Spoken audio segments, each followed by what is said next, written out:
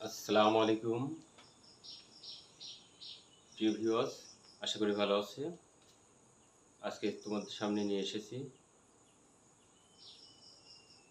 বিভিন্ন চাকরির পরীক্ষায় আসে এমন প্রশ্নের সমাধান নিয়ে আসছি।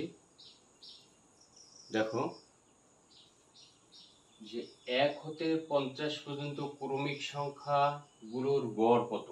বিসিএস পরীক্ষায় ৪২ এবং ১০তম বিসিএস পরীক্ষায় এই প্রশ্নটা আসছে।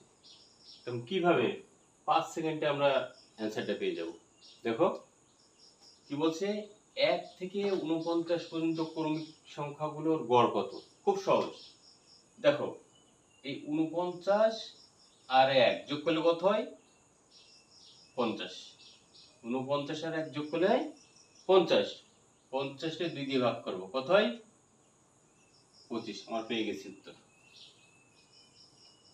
আমাদের ১০ সেকেন্ডের ভিতর উত্তরটা পেয়ে গেছি। আশা করি বুঝতে পারছো। নেক্সট আরেকটা প্রশ্ন, ১ থেকে ১১ পর্যন্ত স্বাভাবিক সংখ্যার গড় কত? এটা প্রাথমিক শিক্ষক নিয়োগ পরীক্ষায় ২৩ সালে একটা আসছে। এটা আমরা একইভাবে সমাধান করব। কি ১০ এই ১১ আর ১ কত হয়? ১২। ১১ আর ১ ১২, ১২ রে ২ দিয়ে ভাগ করব, কত হয়? ৬। পেয়ে গেলাম ৬। আশা করি বুঝতে পারছো। এই ধরনের হচ্ছে অঙ্ক নিয়ে আমি প্রতিনিয়ত আপনাদের সামনে হাজির হব। আসসালামু আলাইকুম।